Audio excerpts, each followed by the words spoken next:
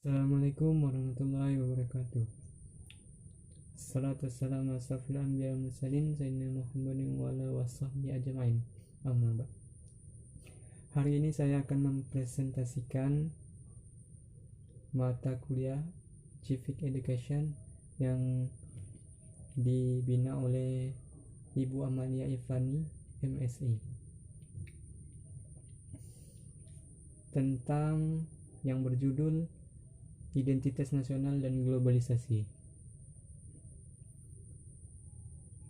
Bangsa Indonesia memiliki karakter khas dibanding bangsa lain, yaitu keramahan dan sopan santun yang sangat tinggi. Itu dikarenakan Indonesia yang dibilang mayoritasnya Islam, itu yang membuatnya ramah dibandingkan oleh negara-negara yang non-Muslim. Saya berpikiran seperti itu. Identitas nasional merupakan manifestasi nilai-nilai budaya yang tumbuh dan berkembang dalam aspek kehidupan suatu bangsa dengan ciri-ciri khas tersebut, maka satu bangsa berbeda dengan bangsa lain.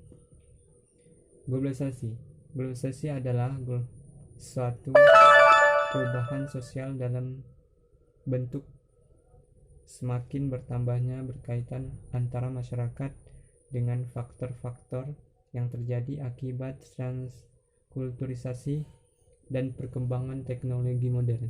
Kita ketahui perkembangan teknologi modern zaman sekarang itu sudah semakin pesat, mulai dari HP, apapun itu yang mempengaruhi satu suku bangsa.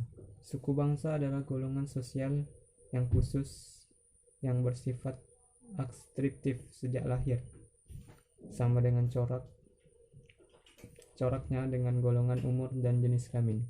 2. Agama, antara lain Islam, Kristen, Katolik, Hindu, Buddha, dan Konghucu. 3. Kebudayaan. Kebudayaan adalah pengetahuan manusia sebagai makhluk sosial yang isinya adalah perangkat-perangkat atau model-model pengetahuan secara kolektif digunakan oleh pendukung-pendukung untuk menafsirkan dan memahami lingkungan yang dihadapi dan digunakan sebagai rujukan atau pedoman untuk bertindak dalam bentuk kelakuan benda kebudayaan sesuai dengan lingkungan yang dihadapi. Dampak positif dari globalisasi dan dampak negatif dari globalisasi. Yang pertama, dampak positifnya adalah ilmu pengetahuan dan teknologi semakin berkembang pesat. 2. Pertumbuhan ekonomi Indonesia meningkat. Contohnya banyak ya yang meningkat, teknologi HP, laptop, netbook, banyak lah sebagainya. 3. Kesejahteraan taraf hidup masyarakat semakin maju.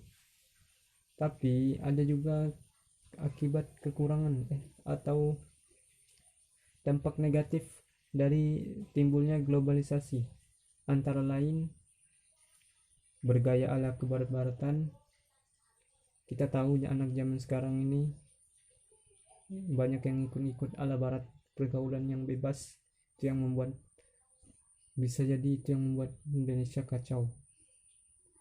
Dan sikap individualisme yang mendominasi. Sifat ini adalah sifat egois dari suatu individu, tidak memikirkan orang lain, tidak individu, akibat dari globalisasi tersebut. Ketiga, sifat konsumtif berlebihan, yaitu boros. Kebanyakan orang itu dalam membeli satu akibat globalisasi ini banyak yang harus dibeli ya, pengennya banyak gitu. Dan 4. Hilangnya rasa cinta terhadap produk lokal dalam negeri. Itu karena banyak orang yang tertarik oleh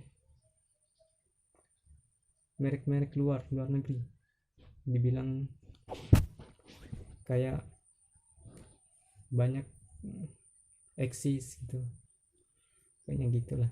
Kesimpulan dari globalisasi adalah globalisasi mengalahkan banyak dampak positif dan negatif bagi kehidupan manusia.